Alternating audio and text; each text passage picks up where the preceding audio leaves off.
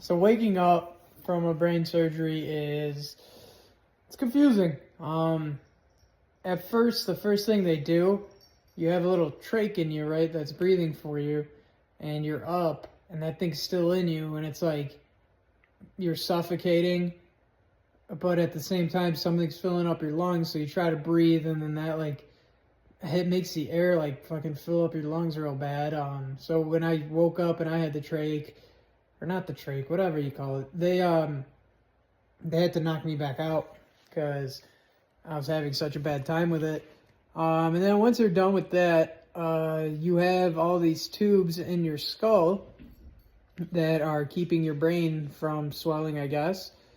So that was interesting. You couldn't really move your head. You're just kind of laying in a hospital bed with a button in your hand, and you press that button if you need medical attention or pain pills. And then on top of that, you're just confused.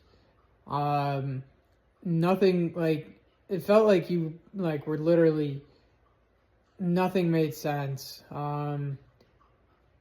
You just didn't understand how things were. Like, everything you had to relearn, basically. Everything. So, like, the nurse would tell you one thing, like, all right, we're going to take your medicine. You'd take it, and then you forgot that you took it.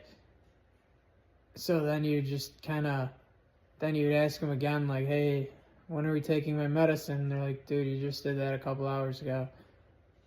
Or like, hey, when's my family coming to see me? And they're like, oh, 7 or whatever. And then you're like, I don't know, 20 minutes later, you ask the same thing. And I don't know, I don't think the nurses were too annoyed because I feel like everyone in the neuro ICU was like that. One interesting thing, though, so when they're taking out all the tubes out of my skull, like getting me ready to leave there, they like take them out and the pressure in your skull changes and you could kind of feel it. So that was weird. And then like some of the tubes still have a little bit of your brain juice on them. So they'll like rip them out. And I remember feeling some like drip down my face and I'm like, oh, it's weirdly warm, but what else should I expect for something that's in my body, right?